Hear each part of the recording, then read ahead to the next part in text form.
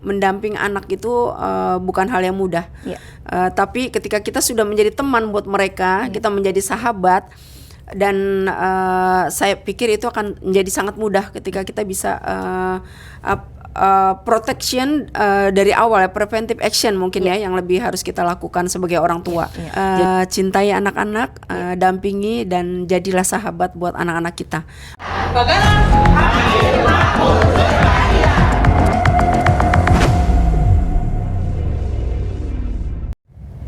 Assalamualaikum warahmatullahi wabarakatuh.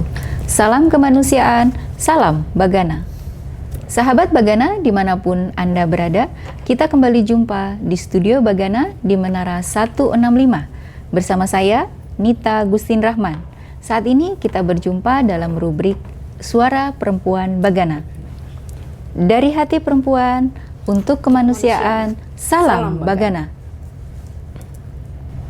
Sahabat Bagana, hari ini kita akan berdiskusi untuk membahas satu topik yang lumayan berat, sensitif juga, namun sangat penting untuk dipahami bersama, yaitu child grooming. Child grooming seringkali tidak datang dengan kekerasan, tidak dengan ancaman atau wajah menyeramkan. Ia justru hadir lewat perhatian, kedekatan, dan rasa aman yang perlahan dibangun hingga seseorang anak tanpa sadar tuh dia kehilangan batas, kehilangan suara, dan kehilangan perlindungannya. Banyak korban tidak menyadari apa yang mereka alami, bahkan hingga bertahun-tahun kemudian. Dan seringkali lingkungan di sekitarnya pun tidak peka, karena grooming kerap disamarkan sebagai sebuah kepedulian. Insya Allah melalui podcast ini, kita tidak ingin menakut-nakuti, apalagi menghakimi. Kita ingin memahami agar bisa melindungi, karena pengetahuan adalah langkah awal untuk menciptakan ruang yang aman bagi anak-anak kita. Pada kesempatan kali ini kita kembali ditemani oleh Mbak Rindu Istiqomah. Ya Nita, apalagi apa kabar? Alhamdulillah. Kita berjumpa kembali dalam Suara Perempuan Bagana.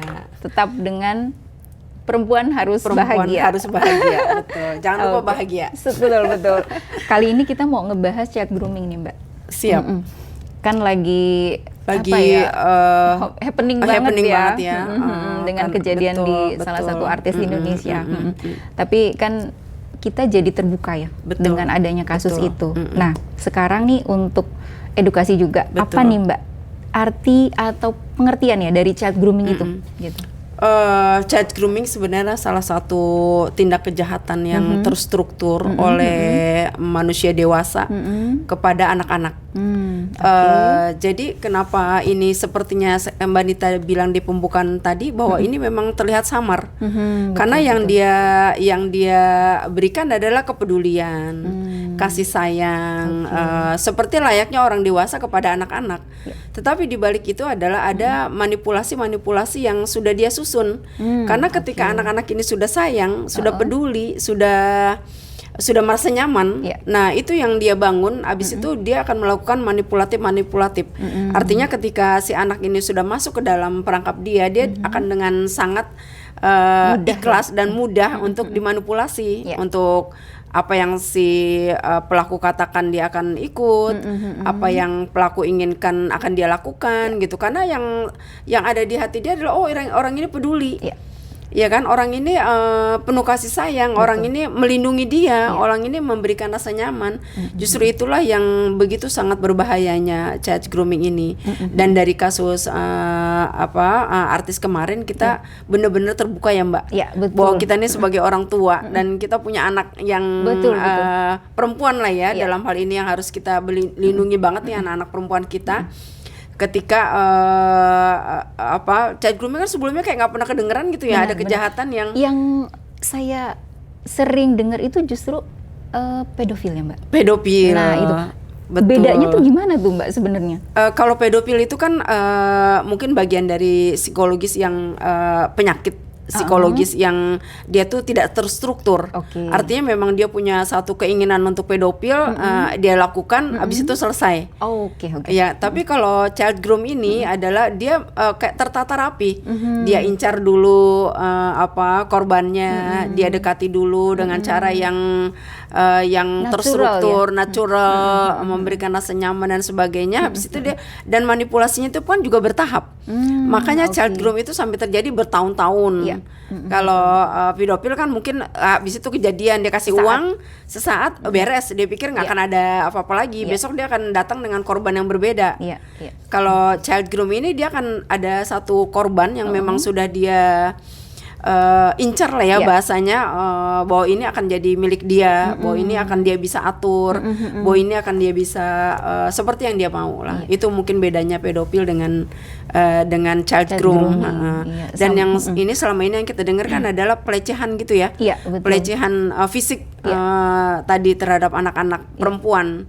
Nah, yang sekarang terjadi adalah child groom ini memang kejahatan psikologis yang menurut saya itu justru kita harusnya lebih peka ya di kasus yang ini gitu. Itu sih Mbak, menurut saya inilah ya ilmu ya, pengalaman buat kita nih sebagai orang tua. Mudah-mudahan pembicaraan kali ini bisa memberikan manfaat. Betul. Nah, terus Mbak, apa nih tanda-tanda awal yang sebaiknya diperhatikan kita nih sebagai orang tua dan juga pastinya lingkungan ya, masyarakat, tanpa membuat rasa takut yang berlebihan? Jadi tanda-tanda awalnya gimana nih Mbak? Tanda-tanda awalnya pasti kita harus benar-benar dekat nih dengan anak-anak kita yang perempuan. Ya kan, karena kita nggak tahu apa yang terjadi di luar sana kan, siapa yang mendekati dia, siapa yang melakukan child groom, dan kegiatan apa yang dia lakukan, terutama anak remaja. Anak remaja tuh artinya SMP lah ya, mulai 12 tahun ke atas ya. Lagi mencari jati diri. Jangan sampai yang dia cari itu orang yang memberikan kenyamanan itu di luar. Jadi memang kita nih sebagai orang tua, begitu anak-anak kita memasuki masa remaja, kita benar-benar harus dekat. Tadi ketemu siapa nak? Tadi di sekolah melakukan apa nak? Siapa? Barangkali kalau dia suka sama orang pun kita harus tahu itu gitu. Oh ya mah tadi kayaknya si ini lumayan ganteng deh. Jadi dengan begitu kita tahu gitu. Oh ini tuh remaja biasa, artinya memang kan sifat-sifat suka lawan jenis itu kan lumrah, human. Tapi ketika yang melakukan itu orang dewasa, misalnya contoh, mah tadi pak guru aku ngajak aku nonton dengan alasan ekskul atau whatever, ya kan, artinya adalah ketika itu dia ceritakan ke kita udah mulai mawas kan. Itu kenapa yang harus ibu-ibu lakukan, walaupun ibu itu bekerja, kan sepulang kerja dia bisa bincang malam. Tadi ketemu siapa nak? Tadi pulang sekolah gimana? Tadi di sekolah gimana? Gitu kan. Artinya adalah kita bisa mendeteksi awal. Karena takutnya ketika ini sudah menjadi kenyamanan buat dia, ada yang merhatiin, ada yang antar pulang, ada yang ngajak dia ke mall, makan-makan apalah gitu kan ya. Itu sih yang harus diwaspadai kita nih sebagai orang tua. Siap. Nah terus nih Mbak, itu kan terstruktur. Dan terkadang itu kalau sampai kita seperti tidak mendeteksi awal, itu kan kelihatan atau keluarnya itu sudah sekian tahun. Nah, mengapa nih Mbak? Mengapa nih kalau child grooming ini seringkali kayak sulit gitu ya dikenali, sehingga orang tuh baru sadar atau lingkungan baru seperti ini, itu sudah sekian tahun gitu. Kenapa nih Mbak kok sulit gitu loh? Kalau menurut saya karena itu tadi, karena kita tidak terdeteksi sejak awal. Karena harusnya kita ketika anak-anak bergaul dengan orang dewasa, mestinya kita sudah tahu kan, kita dewasa nih orang tua ya, kita sudah tahu di level orang dewasa pasti bergaulnya nggak akan begitu. Yang terjadi selama ini kenapa bertahun-tahun baru kejadian, karena orang tua tidak mendeteksi dari awal. Anak-anak tidak bercerita. Anak-anak perempuan kita ini kan mungkin dia malu, mungkin dia ini kan biasa mah gitu kan. Menurut dia mungkin bukan hal yang harusnya dia jauhi. Tapi ketika kita kedekatan itu tadi, karena kan harusnya dari SD pun kita sudah, anak-anak itu haid kan sekarang lebih muda ya. Iya betul, betul. Kayak mungkin zaman kita dulu mungkin SMP. Iya. Tapi sekarang anak SD tuh sudah haid. Artinya ketika dia bergaul dengan selevelan gurunya, selevelan orang tuanya, selevelan omnya, mungkin itu yang harus kita waspadai. Tapi harus dipertanyakan karena itu tidak wajar. Kecuali dia memang bergaulnya dengan teman-teman ya, teman basket atau teman yang selevelan seumurannya dia lah. Betul. Itu pun tetap harus kita waspadai, tapi setidaknya kita bisa mendeteksi ketika itu terjadi di orang-orang dewasa. Karena orang dewasa normalnya adalah mereka tidak menyukai anak-anak untuk dijadikan kasih sayang dia itu. Dia juga akan mencari orang yang dewasa, itu manusiawi. Ketika dia mempunyai kelainan bahwa dia suka dengan anak-anak, berarti kita lah yang akan menjadi pelindung buat anak-anak kita. Dan itu tidak hanya terjadi ketika anak kita perempuan, anak kita yang laki-laki pun harus kita lindungi.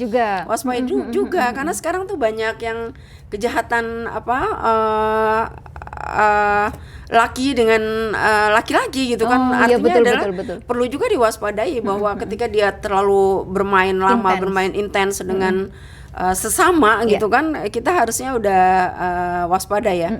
Itulah kenapa di Suara Perempuan Bagana ini kita mendidik perempuan-perempuan agar menjadi ibu yang cerdas, ibu yang tanggap, ibu yang bahagia, ibu yang hubungan dengan anak itu relationnya tuh baik gitu ya. Karena kalau sudah terlanjur ya sulit mengobatinya. Udah ada korban, udah ada luka air mata pun akan sangat sulit untuk diobati karena ini masalah kejiwaan. Betul. Nah, seringnya tuh child grooming tuh apakah hanya di anak perempuan atau ada di laki-laki juga nih Mbak? Ada kalau beberapa kasus ada di laki-laki juga. Jadi begitu orang dewasa dengan anak-anak, selain pedofil pasti child groom. Jadi memang itu balik lagi tadi bahwa hati-hati ketika kan suka ada yang anak-anak dikasih permen, anak SD lah terutama yang masih, walaupun dia mungkin sudah, terutama anak laki-laki SD ini kan masih kayak cibi-cibi gitu, masih yang kecil banget gitu kan ya. Nah itu kadang-kadang untuk para penjahat kelamin lah ya sebutannya tuh, itu memang harus benar-benar kita jaga anak kita, bahwa anak-anak itu harus diberi pendidikan seksual sejak awal. Kayak misalnya di anak-anak kita yang SD kita beritahu bahwa ada yang nggak boleh disentuh sama orang dewasa, ya kan.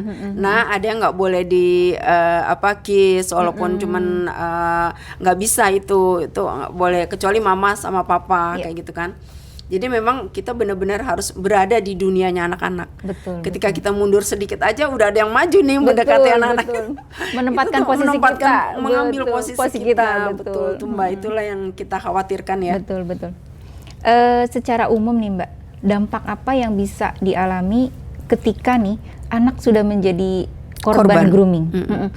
Nah itu akan sangat berbahaya ya, terutama tadi kalau korban pedofil kan anak laki dengan laki-laki yang sejenis ini, kemungkinan anak ini bisa menjadi seperti gay atau seperti yang tertular gitu kan.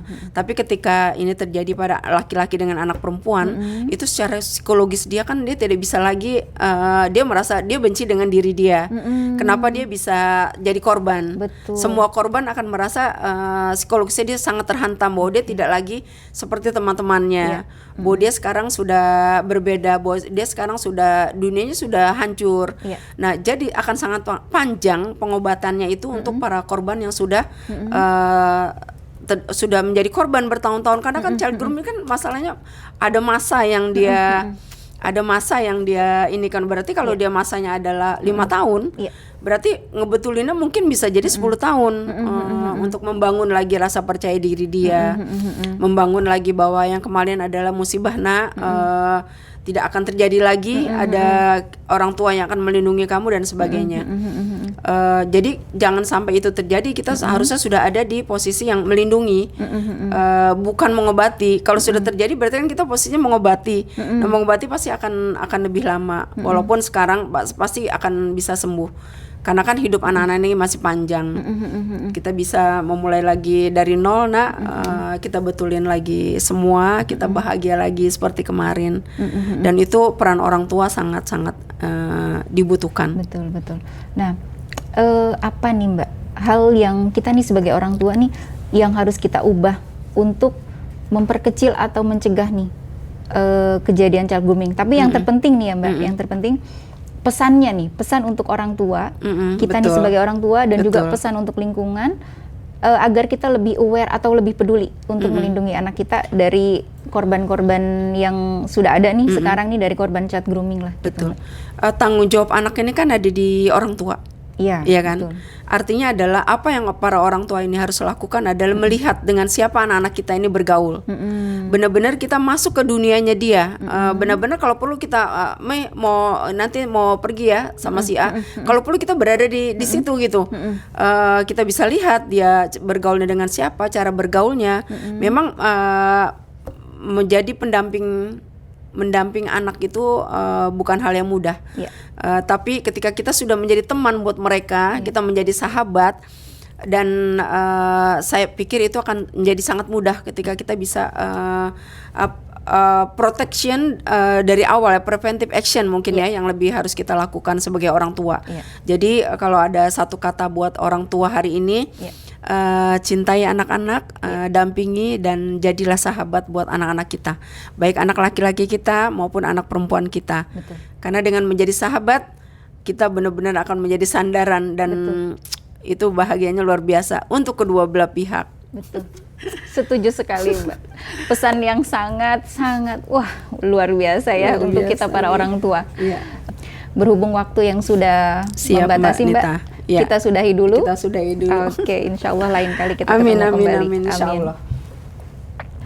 Sahabat Bagana, dari pembahasan hari ini kita belajar bahwa child grooming bukan tentang lemahnya seorang anak, melainkan tentang liciknya sebuah manipulasi.